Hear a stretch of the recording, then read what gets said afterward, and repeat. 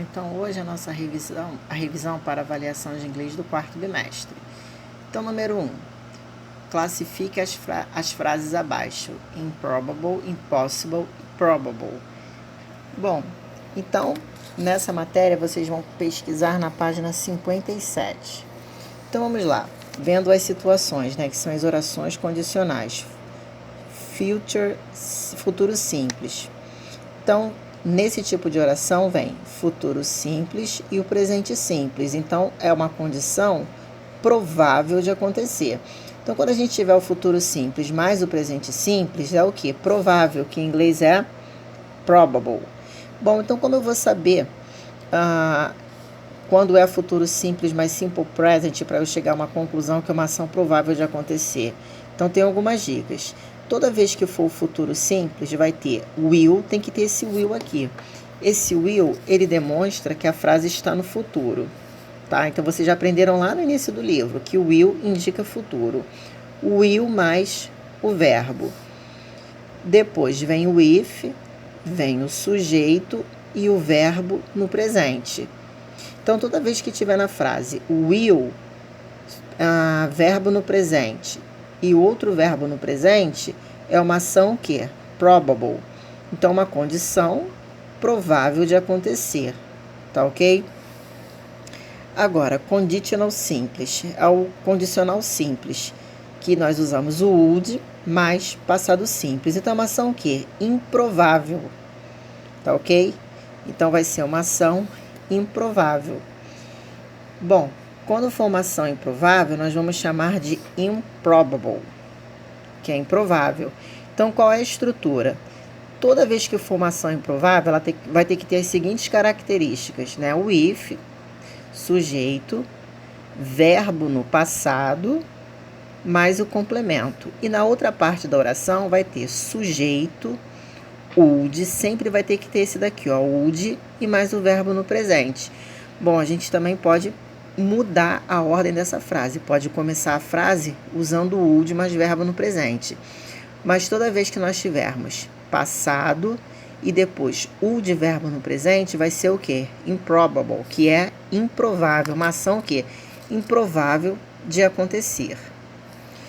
Bom, agora quando for o condicional perfeito, que é um condicional maior, que nós usamos would have mais passado, particípio passado, que aí não vai ser o verbo no passado, vai ser particípio passado, vai ter o had mais particípio passado. Ela é uma ação que? Impossível de acontecer.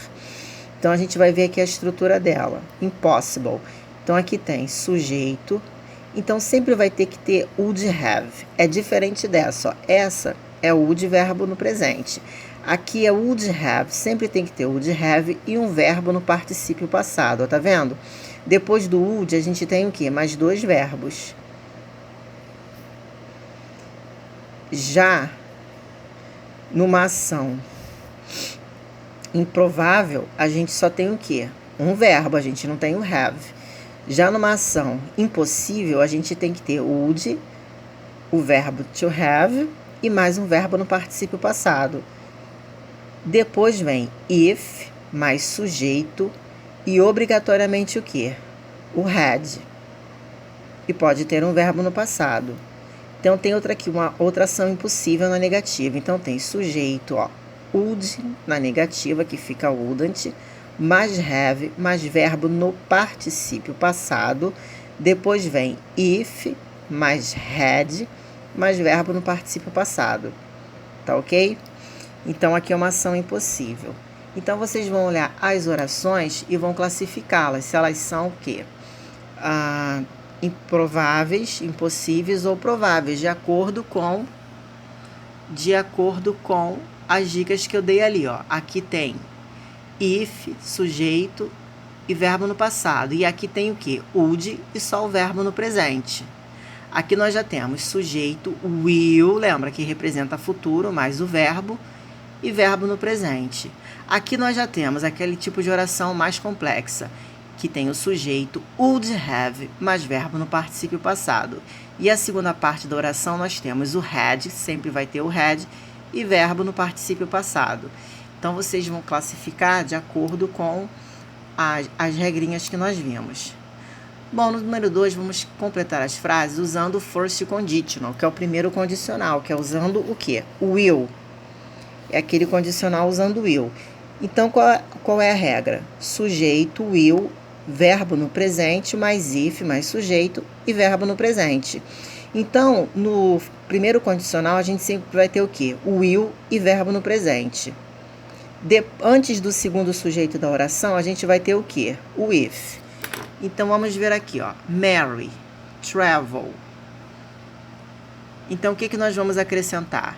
Marry, will. Depois vamos colocar o quê? Travel, que é o verbo. E antes aqui do sujeito, nós vamos colocar o quê? O if, que quer dizer se. Já nessa última frase aqui, vai ser o contrário. Nós vamos começar a oração com if e depois vamos fazer daquela outra forma, né? Colocando o auxiliar de futuro e o verbo do parêntese. Então, em todas elas, vocês têm que usar o quê? O will, verbo do parêntese, e o if. Sendo que ela está numa ordem inversa. Na número 3, vocês vão completar as frases com os pronomes relativos. Então, who a gente usa para pessoas, o which a gente usa para objetos e animais. O whose a gente usa para animais e pessoas, só que o whose, ele indica o quê? Posse, tá? Ele tem a ideia de posse. E o whom, nós usamos para pessoas, só que tem uma condição, tem que ter uma preposição. Já o who não pede preposição. O whom, ele pede uma preposição.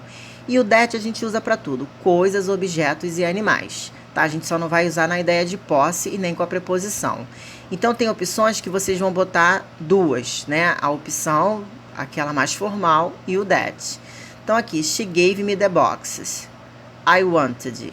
Então, ela me deu as caixas que eu queria. Então, aqui se refere o quê? O pronome vai se referir o quê? As caixas. Qual o pronome que nós podemos usar? Aqui a gente pode usar dois. They are the boys. Eles são os meninos. Play at the field. Então, aqui se refere boys, ao menino. Qual o pronome que nós podemos usar? A gente tem um, né? Logo, que é mais formal. E tem o outro. Mike is the boy. To, she lent the books. Mike é o garoto que ela emprestou os livros. Bom, aqui tem uma preposição. Qual o pronome que a gente usa para pessoa que só se usa com preposição? Só tem um.